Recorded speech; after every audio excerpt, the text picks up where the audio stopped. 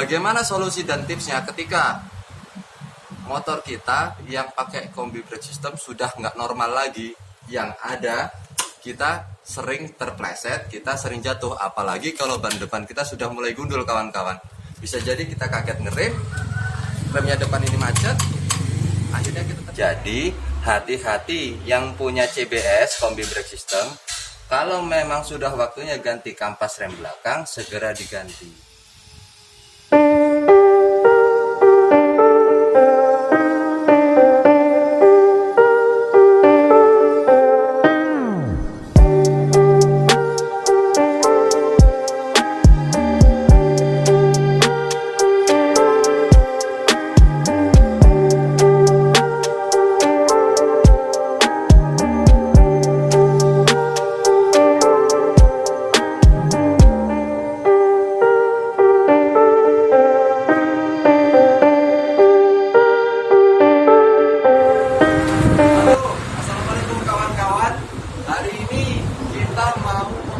Tentang sistem pengereman roda kawan-kawan. Sistem pengereman roda kawan-kawan ya. Jadi banyak yang sudah pakai, banyak yang sudah tahu, banyak yang sudah terjatuh gara-gara sistem pengereman ini. Sebenarnya ini keberhasilan atau kegagalan yang diabaikan. Jadi sebaiknya biar kita tahu sama tahu, bagi kawan-kawan yang sudah tahu, oke, terima kasih untuk kawan-kawan yang sudah tahu, tetap tonton video kami. Bagi yang belum tahu, ini ilmu yang sangat bermanfaat untuk kawan-kawan sekalian. Ya, sekarang kita tahu kawan-kawan, dua motor Honda di samping saya ini kawan-kawan, ini Vario tuh tahun 2016, ini Honda W terbaru tahun 2022 kawan-kawan. Dari tahun 2016 Honda sudah menggunakan sistem kombi brake system atau yang disebut dengan CBS. Nah, di sini kawan-kawan ada logonya. Kombi brake. Nah, ini kombi brake system ini sudah digunakan oleh Matic, sepeda motor Matic Honda dari tahun 2016 seingat saya kawan-kawan.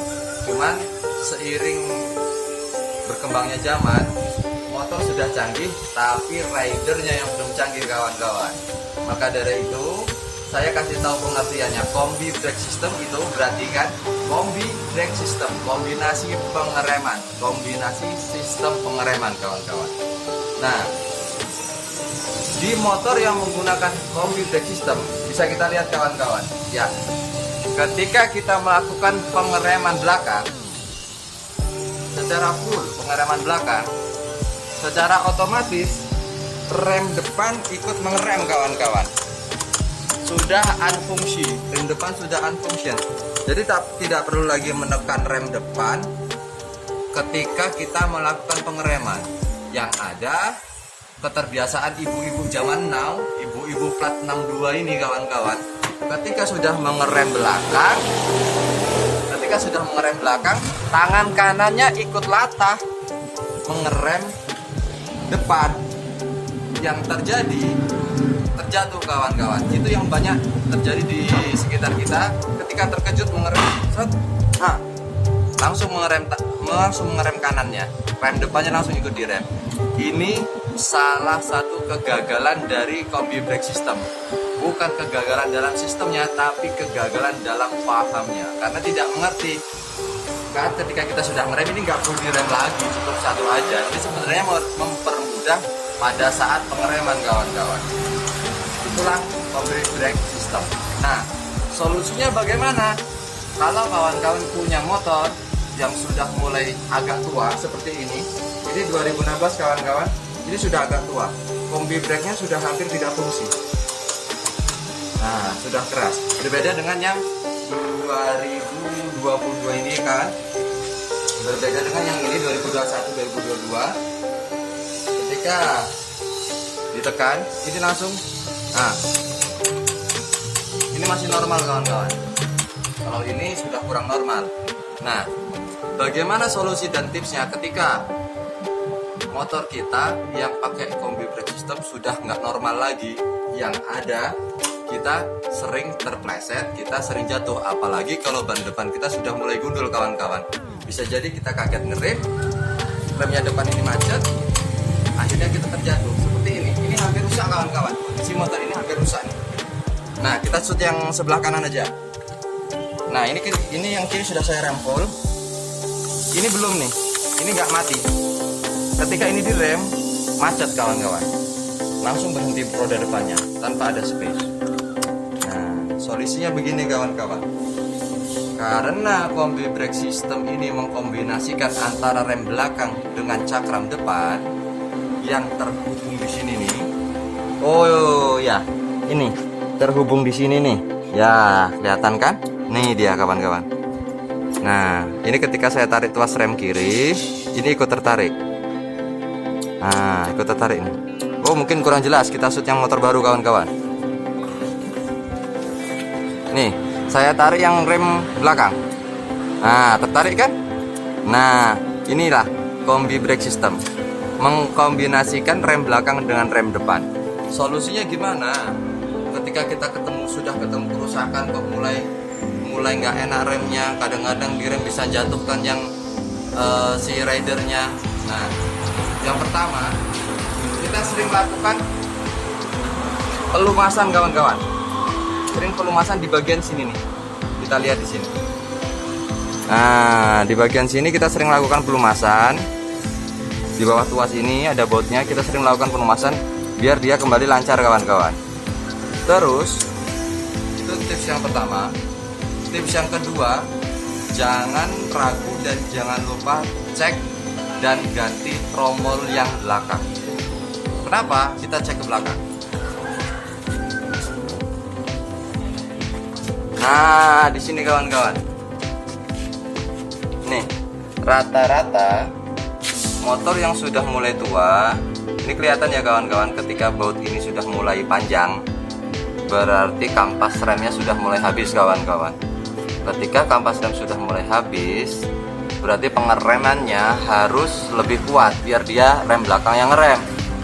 Ketika pengeremannya lebih kuat yang belakang, penarikan rem depannya kita lebih kuat yang belakang, akhirnya rem depan pun ikut lebih kuat tertarik. Jadi hati-hati yang punya CBS, kombi brake system, kalau memang sudah waktunya ganti kampas rem belakang, segera diganti. Dan pada waktu penyetingan remnya, jangan disetting terlalu dalam. Lebih baik standar saja, dimunculkan sekitar 1 cm bautnya ini, normal saja, dan tetap harus setel pakem kawan-kawan. Kalau nggak pakem, dia nggak akan fungsi. Jadi perimbangan persentase antara rem belakang dan rem depannya kurang. Ketika ini habis, kita ngerem kuat-kuat, ternyata belakang nggak ngerem, tetap berjalan, sedangkan rem depannya mengerem. Cuman fisik kita, badan kita nggak siap untuk mengendalikan motor. Itulah penyebabnya sering terjadi kecelakaan bagi para rider-rider yang kurang memahami sistem CBS ini kawan-kawan. Nah, seperti yang kita tahu, misalnya kalau yang motor baru ini kawan-kawan, ini yang sudah jelas ya kawan-kawan, ini motor lama nih, jelas nih kampasnya habis nih. Ini yang berbahaya, harap segera diganti kampas remnya. Nah, kalau untuk motor yang masih baru, jelas nih kawan, ini segini aja sudah ngerem nih kita, sedikit sekali sudah ngerem nih. Nah, beginilah seharusnya settingnya. Settingnya seharusnya begini, tidak perlu terlalu jauh, tidak perlu terlalu maju. Rem belakangnya, rem kirinya harus disetel sepakem mungkin, biar disenggol sedikit saja dia sudah mengerem.